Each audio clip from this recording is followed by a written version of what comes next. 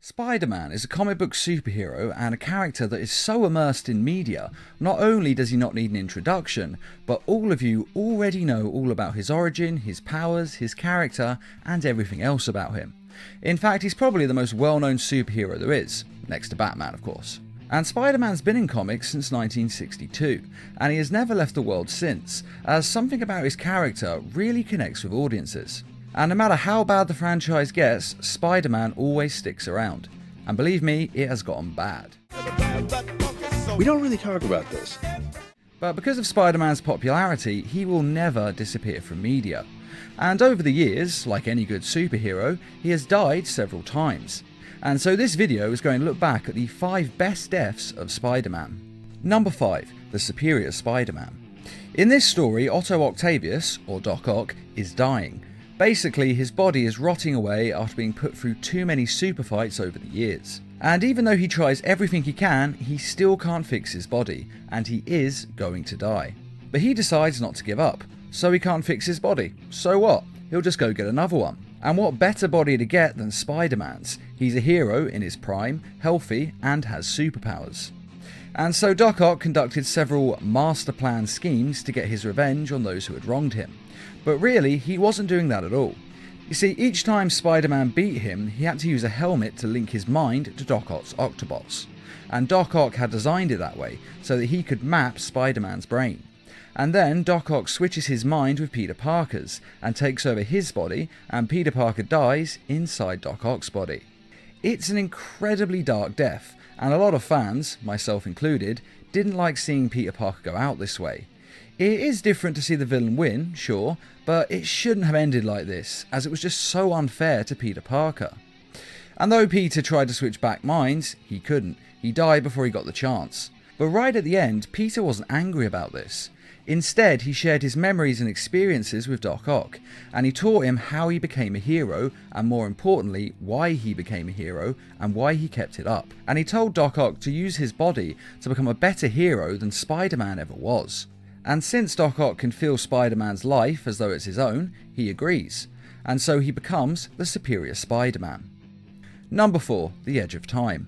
The video game Spider-Man Edge of Time was a sequel to the Spider-Man Shattered Dimensions game, and it had quite a good story that focuses on the future Spider-Man of 2099 and the present day Spider-Man.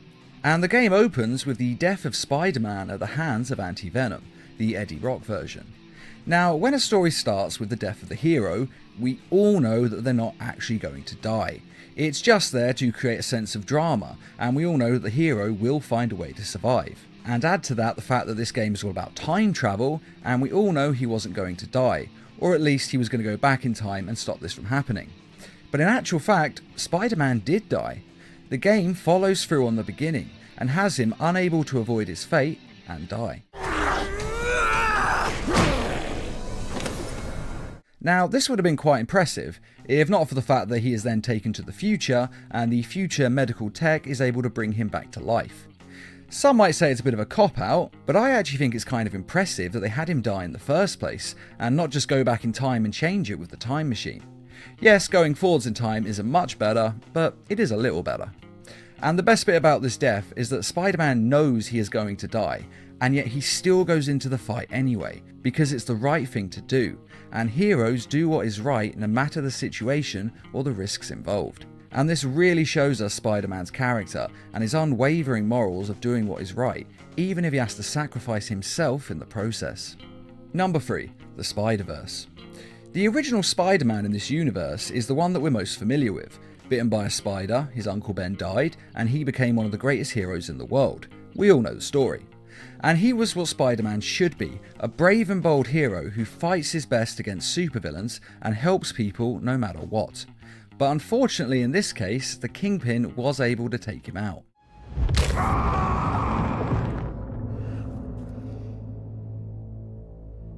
Get rid of the body. Now, he only appears briefly in this film, but he makes a great impact, especially on Miles Morales. Because Miles only becomes a hero because Spider-Man is gone and the void needs to be filled.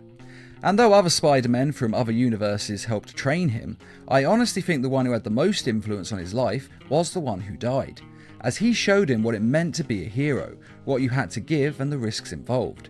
And without him dying, then Miles would have never become Spider-Man, as it's not the life that he wanted. So basically, Peter Parker has become Miles Morales' Uncle Ben, as beforehand Miles didn't want to be a hero, but after the death of Peter Parker, he realises that he has to become a hero. With great power comes great responsibility. So it's a slightly different take on a very familiar story. Which is also why this death works so well, because if it was any other superhero, this wouldn't work. If it was a hero we didn't know who just dies in the first 5 minutes of the film, no one would really care.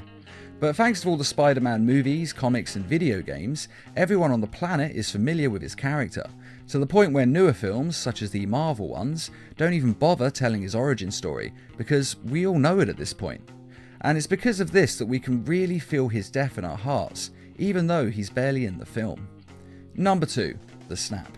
When talking about the death of Spider-Man, Thanos' finger snap has to be mentioned. One of the best superhero movies ever made that sees Spider-Man teaming up with a host of other heroes. He travels with Iron Man and Doctor Strange into deep space, and finally to an alien world, where he teams up with even more heroes to fight Thanos en masse. And it's a great sequence to watch, and must have cost millions to make. And Spider-Man is actually incredibly helpful in this fight, saving lives and even going so far as to be the one who almost gets the gauntlet off of Thanos. I got it! But as we all know, Thanos ultimately gets all the Infinity Stones and enacts his plan of wiping out half the universe, because apparently, according to Doctor Strange, it's the only way to defeat him. But sadly, this finger snap sees Spider-Man dissolve into nothing. I don't want to go. I don't want to go, sir. Please. Please, I don't want to go. I don't want to go. And it's actually one of the more painful deaths in the film. A lot of others do dissolve, yes, but it's Peter Parker's final words to Tony Stark that make him sound so young, and we remember that he's more of a Spider-Teen than Spider-Man. And having him risk his life so young and then to lose it like this is just heartbreaking to watch. Of course, with that being said, we all know that Spider-Man will be back soon enough, as he is not only the face of the franchise, but the next Spider-Man film is already being advertised, before Spider-Man himself has even been resurrected in the MCU. Which really lowers the stakes for Infinity War Part 2, as we know 100% that he's coming back. I mean, to be fair, we kinda did already, but seeing him actually advertise another film in a trailer, it's just a little bit tacky. They could have waited a few more months. But even when we take that into account, it's still a great death, and one of the more memorable out of everyone else who died in that film. And without a doubt, it's the death of Spider-Man that audiences are now the most familiar with.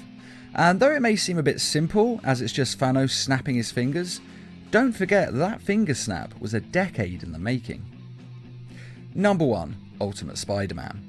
Now, this is widely considered to be the best Spider-Man death that we've ever seen, and for good reason. In the Ultimate Universe, Spider-Man is still the Peter Parker that we know and love, though he's a little bit younger in this version. But he's a hero with the same powers and pretty much the same past. And in this universe, the Sinister Six have broken out of prison and are coming for Peter Parker. Not Spider-Man, but Peter Parker, as they know who he is and more importantly, where he lives. Now, Peter manages to get Aunt May and Gwen Stacy out of their home and to safety, and then he heads off for the confrontation with the villains.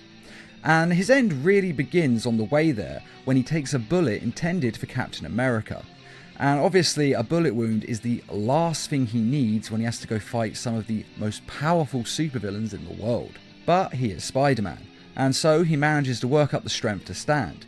Now, he can't go to a hospital without giving away his identity, so instead he webs his wounds as closed as possible and gets web slinging home. He could have obviously gone somewhere else to get patched up, but he desperately needs to get home because he's scared they're going to hurt innocent civilians. And I have to say that doing all of that with a bullet wound takes a willpower made of iron. And then when he arrives home, there is a truly epic showdown, which sees Electro, Sandman, Vulture, Kraven and Norman Osborn versus Spider-Man and the Human Torch and Iceman, who at this point in that universe have been living with Peter Parker. Now, you may have noticed I only listed 5 of the Sinister Six there, and that's because Norman Osborn has killed Dr. Octavius, when the Doc said that he didn't want to waste time killing Spider-Man, he just wanted to get on with his life. But the fight with the Sinister Five still has quite a few eventful moments. But my favourite moment is without a doubt when Aunt May returns, gun in hand, and guns down Electro.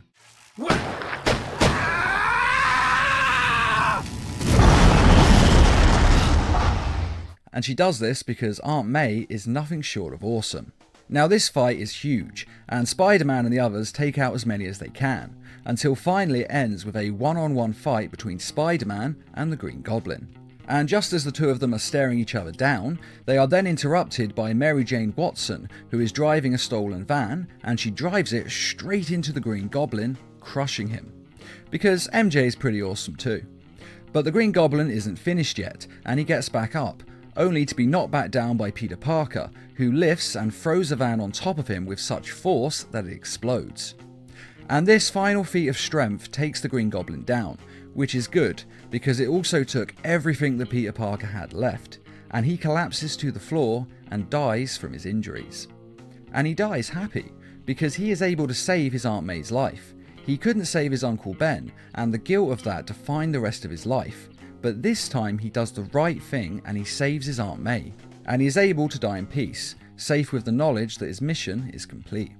It's a very touching end that is actually very well written and thought out. And with Miles Morales taking over the mantle of Spider-Man, it wasn't just a normal, okay, they're dead, but they'll be resurrected in 6 months. Instead of this, they actually made a very emotional story about a hero who's willing to sacrifice everything to save those that he loves.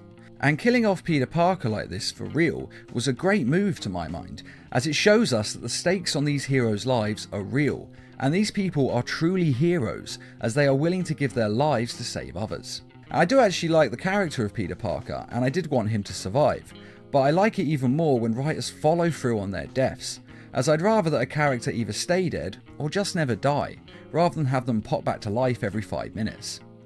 And also, like the Spider-Verse film, Peter Parker's death led to Miles Morales taking over the mantle of Spider-Man, in an attempt to live up to the Peter Parker legacy. And personally, I think having him take over as the new Spider-Man was a fantastic idea, because Miles Morales is actually one of my favourite Marvel characters. And that is Spider-Man's 5 greatest deaths, though I'm sure we all have different opinions on which one of these deaths was the best. So which of these deaths was your personal favourite?